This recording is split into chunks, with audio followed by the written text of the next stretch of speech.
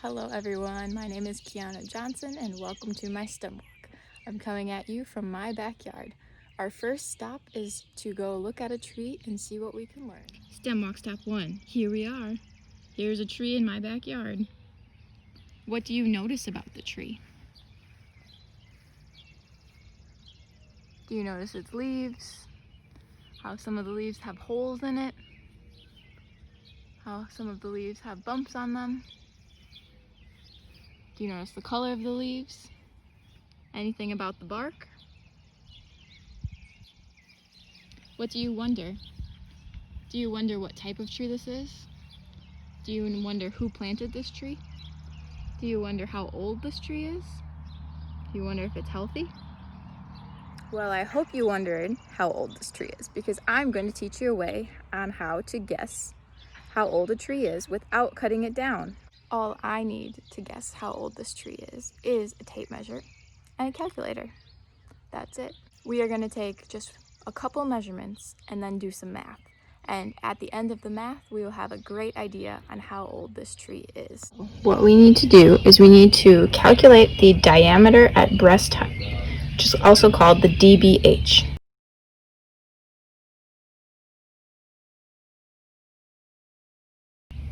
So breast height is 4.5 feet off the ground or 135 centimeters. At that height, we need to measure the circumference, as you can see here. With the circumference, we need to calculate the diameter. And from there, we just have to do one simple multiplication to figure out how old this tree is.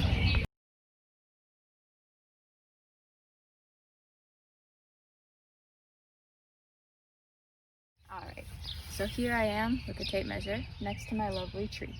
So I'm first going to measure 137 centimeters above the ground. So here we have 100.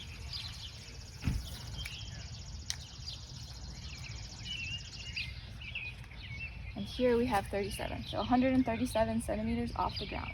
From there, we need to take the circumference. The circumference at this spot is 54 centimeters. Okay, so we measured the circumference at 54 centimeters. We needed to convert it into inches to work in this formula. So we have 21-inch circumference. From there, we need to calculate the diameter. We had to divide 21 inches by pi to get the diameter in inches, which is 6.7. From there, we multiplied the diameter by the growth factor of a bur oak.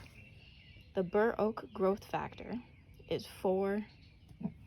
So lastly, we did 6.7 times 4 to get an approximation of 27 years old.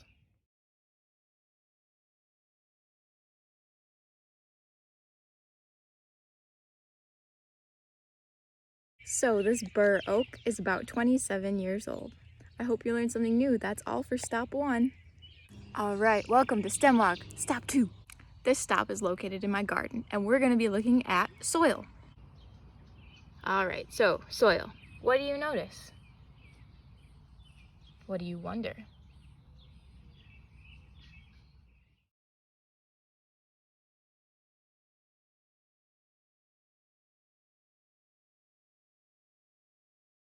I hope you're interested to learn in what soil is made of and what is in soil.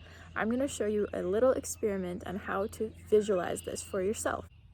All you need for this experiment is some soil and a jar or a bottle, preferably that's clear, and a little bit of water. First have to do is take a little bit of soil and put it in your jar or your bottle. Fill it up about halfway. So that's about good.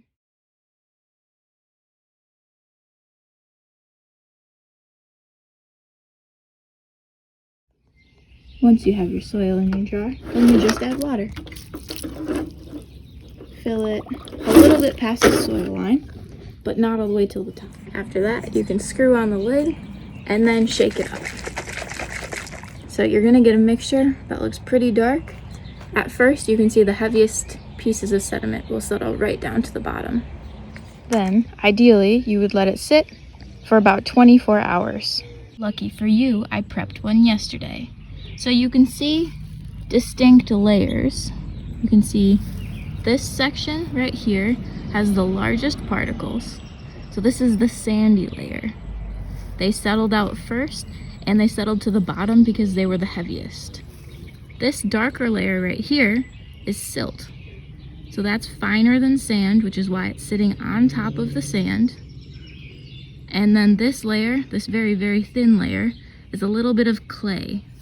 That is the finest particle of the three main particles of sand, silt, and clay. Up here, you can see a little bit of stuff floating. That's just organic matter. So that technically isn't soil, that is extras. So that could be plant parts, or we add charcoal to our garden, so there could be some floating pieces of charcoal in there. One bigger example. So again, this is a different composition this time.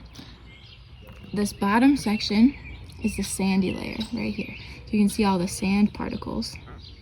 Up here, you move more into the silt layer.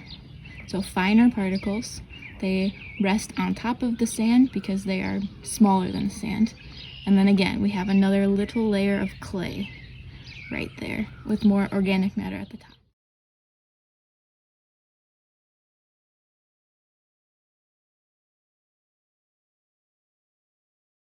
So why are these important? These are the three main soil minerals. Clay has the smallest particle size, followed by silt, and the largest is the sand. Since clay has small particle size, it retains water really well. This is also a layer where organic matter can be stored. Silt, since it's the middle size, also retains water very well. The water in the silt layer is readily accessed by plant roots. In addition, this is a nutrient release area. So some of the nutrients from the organic matter can be released to the roots. And lastly, the sandy layer is important because it resists compaction and provides airspace for the roots.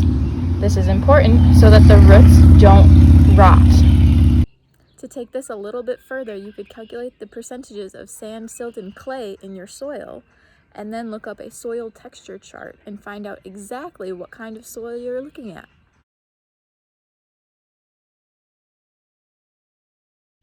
Well, that wraps up STEMwalk stop number 2. I hope you learned a little bit about soil and the importance of soil to plants. And with that, my STEMwalk has come to a close. I hope you learned something new and had fun.